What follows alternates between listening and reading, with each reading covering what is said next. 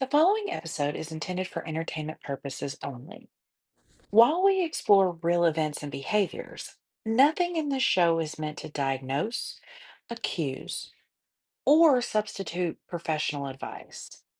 Basically, don't start a cult and don't sue us. Cool? Cool. There's a moment, maybe you felt it, when you're watching a movie or scrolling your feed or sitting at brunch with friends, and something about it feels a little too organized. Like everyone agreed on the script and forgot to tell you. Like there's a manual you didn't get, but everyone else is quoting. And you have to stop and wonder to yourself, is this just how people are now? Or am I being groomed? Groomed. We don't like that word.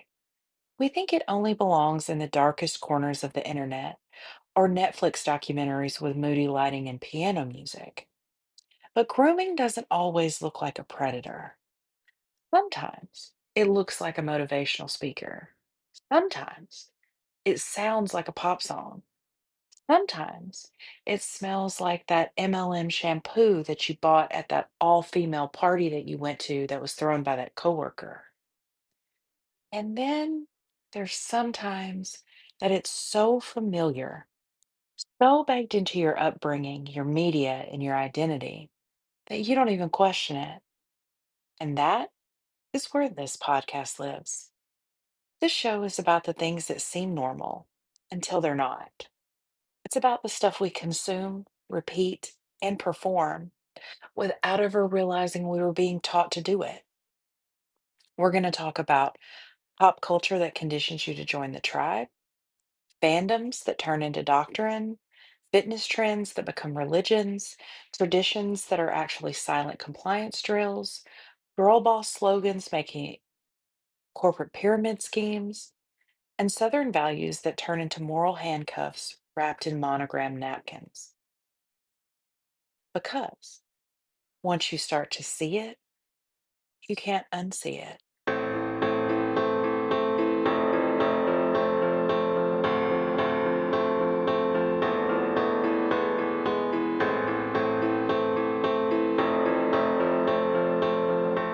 Pop culture is not a passive thing.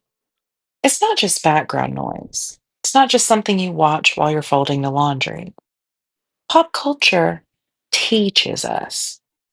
It shapes our sense of humor. It tells us what's acceptable. It whispers what we should be and who we shouldn't. Every tagline that sticks in your head, where's the beef? I've fallen and I can't get up. And that's hot. It's a lesson, a behavioral imprint. We repeat them, we parody them, we quote them in conversation, and we even let them settle into our very personalities. It's not just entertainment, it's indoctrination. Not in the tinfoil hat conspiratorial way, but in the we've been slowly conditioned to accept certain norms without question kind of way. And that's what cults do. They normalize the strange. They make the harmful look helpful. They repeat messages until the messages sound just like you. And the wildest part is that we've been doing this for generations. From early radio dramas to mid century propaganda to sitcoms where the laugh track tells you when to smile. Pop culture has always been a tool, and we've always been the audience, applauding right on cue.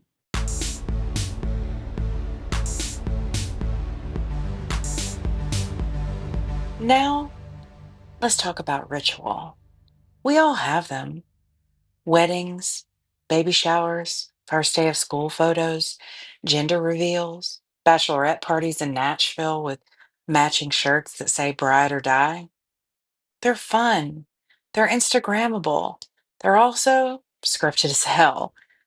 From the moment we're born, we are ushered through a series of socially approved checkpoints. Each one comes with its own set of behaviors, expectations, aesthetics, and consequences if you stray. Take destination weddings, for example. These cost thousands of dollars. They require group travel, matching outfits, mandatory guest lists, and public displays of joy, whether you feel like it or not.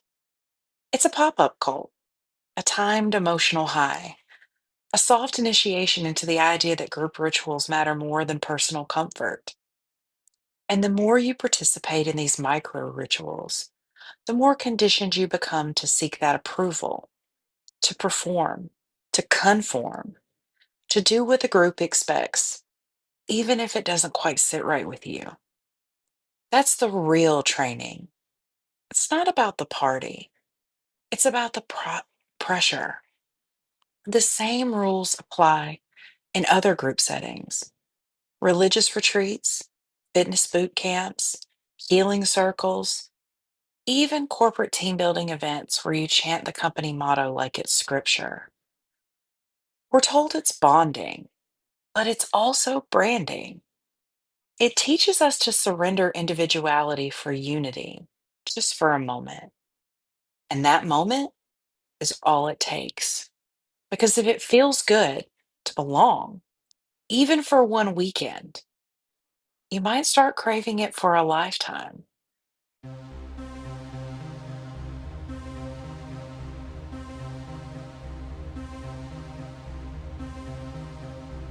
Let's take a hard look at fandoms. And you might be thinking, but liking a show or a band isn't a cult. And you're right, until it is. Don't get me wrong, fandoms are fun, they're creative, and they're connective, but they also come with hierarchy, vocabulary, dogma, and punishment. There are rules about who a real fan is, and there's shunning when someone critiques the thing you love.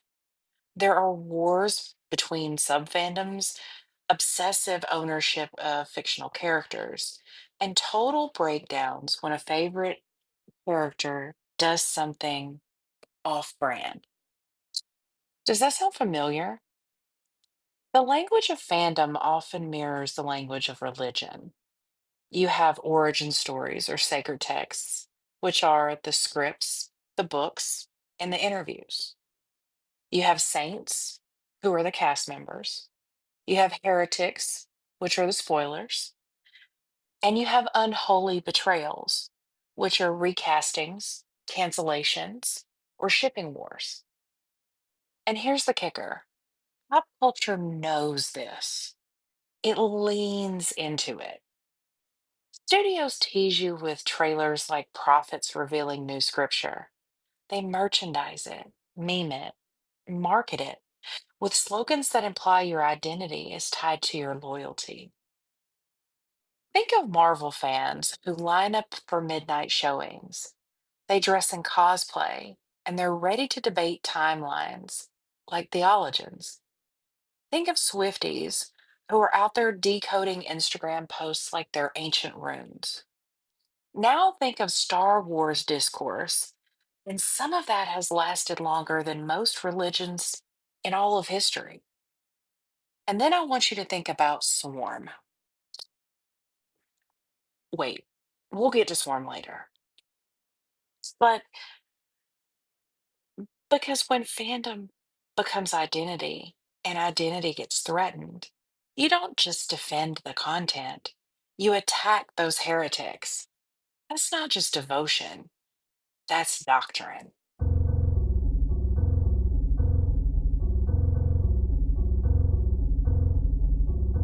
So now I want to talk a little bit about where I'm from. I grew up in the South, as you can tell by the accent.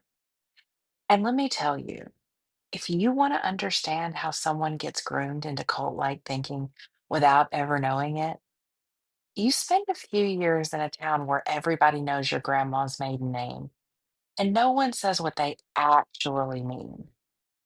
Here's the thing about the South: it teaches you two things extremely early: smile through everything and don't ask questions that make people uncomfortable. And that's where the cult starts. It's in the way bless your heart can be a comfort or it can be a cut. It's in the way the church bulletin is more powerful than the local newspaper. It's in the way we talk about family values while quietly exiling the family member who doesn't conform. We're not taught to speak up. We're taught to keep the peace, to not embarrass anyone, to protect the reputation of the family, to sit still, to look pretty, and to always send a thank you note. That sounds sweet, right? It's also the foundation of silence, shame, and suppression. You grow up learning that questioning tradition is a betrayal, that there's a right way to be a daughter, a son, a wife, a mother, a man, a woman. And stepping outside those roles doesn't just disappoint people, it disrupts the order. That's cult conditioning 101. We're told stories to keep us in line, like the rebellious girl who lost her way, or the boy who went up north and came back different, or the relatives we don't talk about anymore. And all of it is dressed in hospitality, covered in casseroles, and smothered with church clothes and pageant smiles. But it's still control, wrapped in tradition and served with sweet tea. You want pop culture examples? All right, let's go there. Look at Still Magnolias, a whole movie about Southern women performing resiliency while still silently breaking. Or Friday Night Lights, where the football field is a cathedral and dissent is damn near sacrilegious. Even The Help, that, mo- that movie shows how performative politeness masks deep systems of harm and compliance. These aren't just movies, they're mirrors. They show loyalty, silence, and appearance, and they get elevated to holy virtues. And once you believe those things make you good, you'll do anything to protect them, even when they hurt you, and even when they hurt other people. That's how generational cult conditioning works. And it's not just the South, but here in the South, we make it beautiful, we make it sacred. And that is what makes it stick.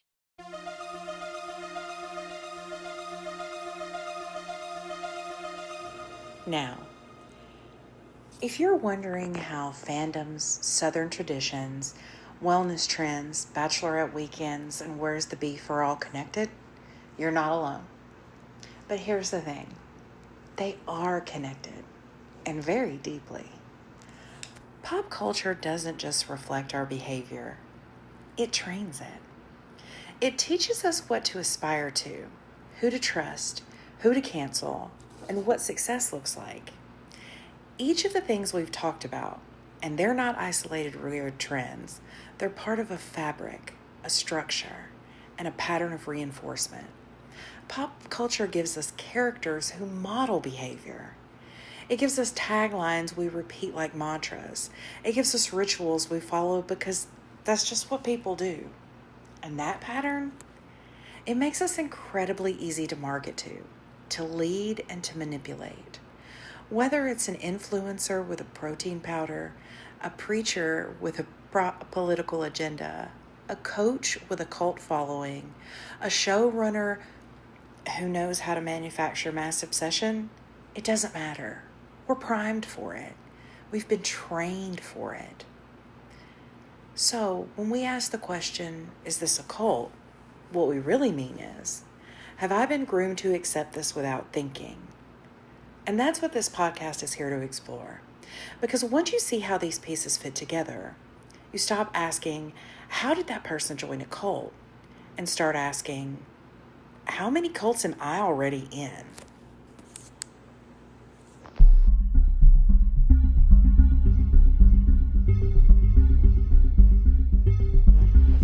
So speaking of narrative control, let's talk about cancel culture.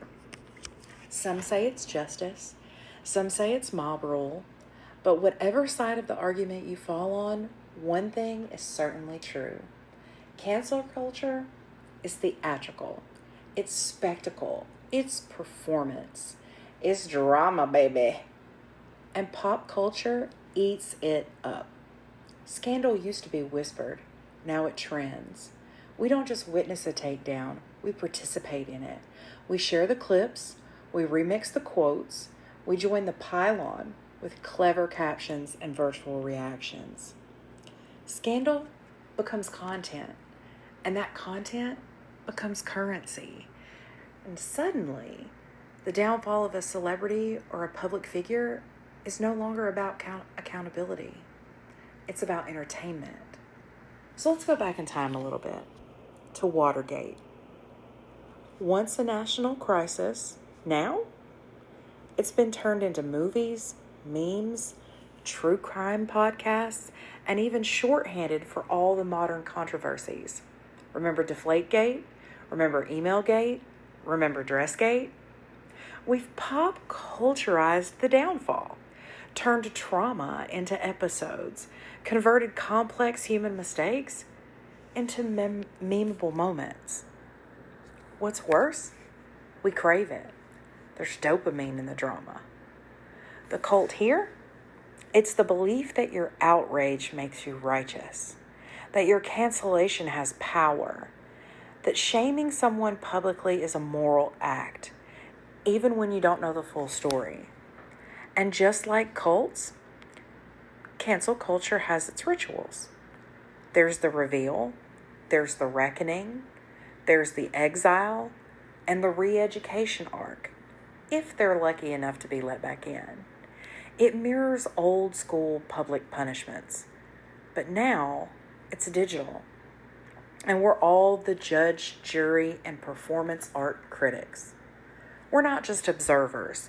We participate in a pop culture morality play, one that we didn't write, but one we do perform, and with unsettling precision at that.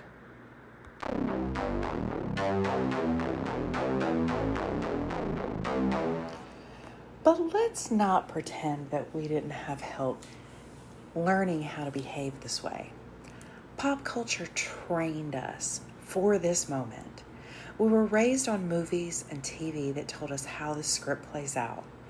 Characters fall, they get exposed, the mob turns, the camera follows. The redemption arc is teased and then debated endlessly on Reddit. Let's name names. The Truman Show warned us about a life where every move that we make is watched.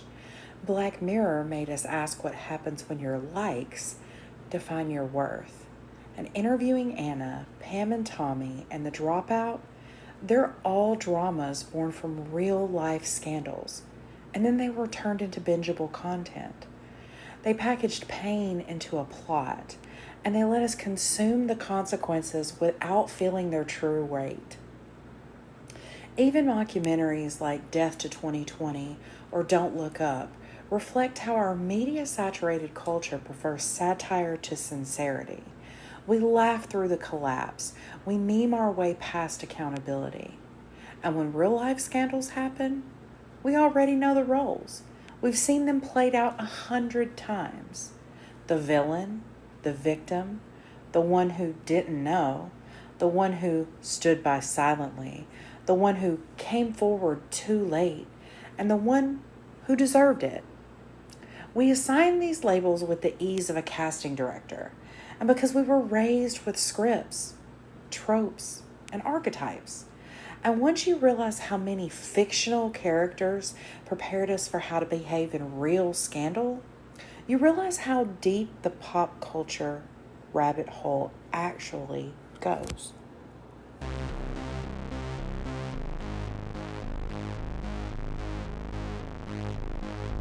Okay, so what happens when all this grooming, there's that word we don't like, and this pop culture programming, another word I don't think we like, what happens when grooming and programming leads to real world consequences? What happens when a person stops quoting the character and starts becoming that character? Let's talk about real crimes committed in the name of obsession, in the name of influence, in the name of fandom, or in the name of a belief system that was borrowed from Netflix shows and Instagram feeds. That brings me back to Swarm. If you haven't seen it, Swarm is a fictional show but barely. It follows Dre, a young woman who's obsessed with a pop star, and the pop star that she's obsessed with is so clearly modeled after Beyonce. Dre spirals into a full-blown murder spree, targeting anyone who disrespects her idol.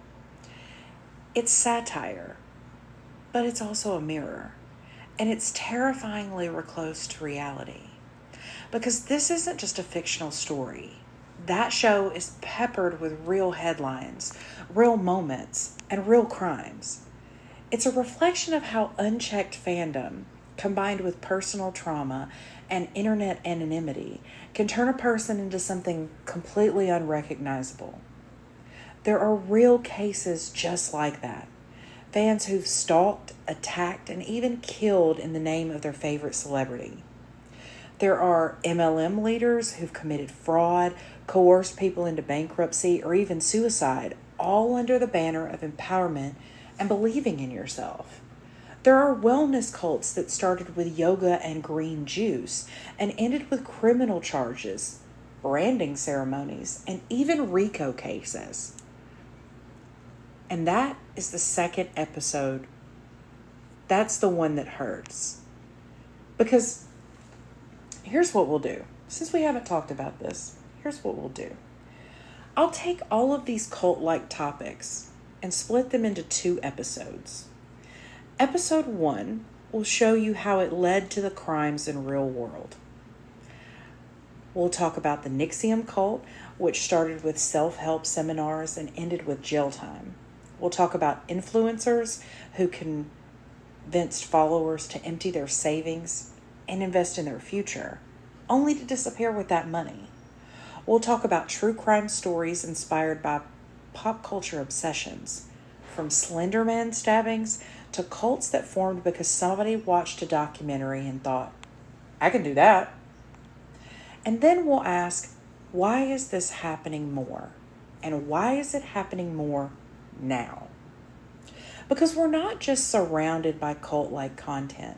We're encouraged to live it, to turn ourselves into brands, to pick a side, to sell something, to believe in something with our whole chest, even when that belief isn't based on anything real.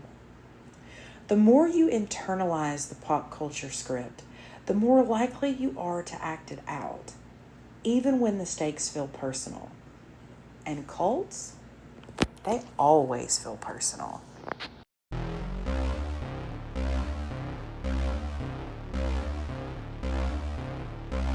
So here's your map to follow along with me. Each week, you'll get a 2-part episode. Part 1 will be a deep dive into how a trend, topic, or cultural moment grooms us into cult-like behavior. We'll break down the pop culture roots, tropes, character types, commercials, family dynamics, and even the memes that made it all stick.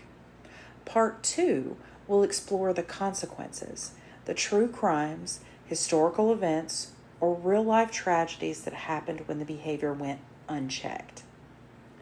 Some of the topics we're going to cover are going to be MLMs and the fraud, manipulation, and in some cases, murder that followed. Wellness cults, from jazzercise, 80s aerobics, to Gwyneth Paltrow, and what happens when green smoothies turn into psychological warfare. We'll take a look at fandoms, when adoration becomes obsession, and that obsession turns dangerous. We'll further explore cancel culture and how we weaponize morality and shame.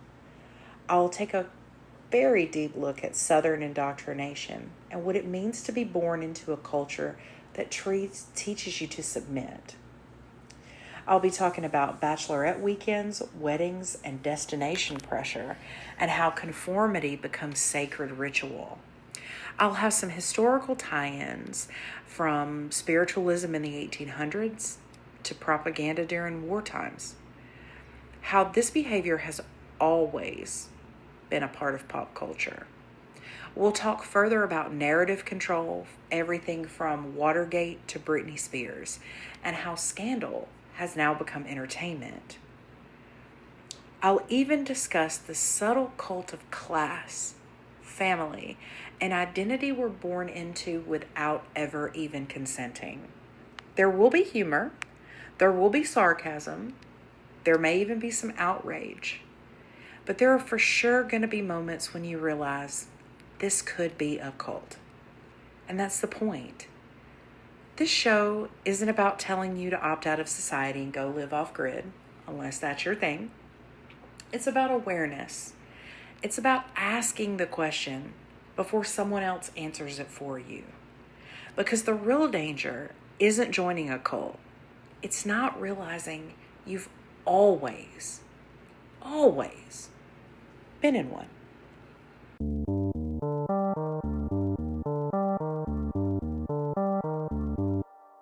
This Could Be a Cult.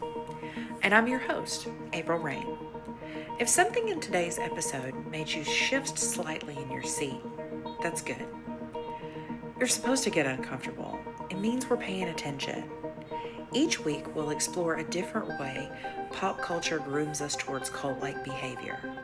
And then we'll follow the spiral into real-world consequences.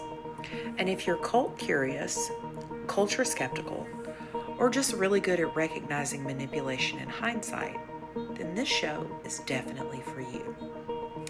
Follow, subscribe, and join the Discord if you haven't yet.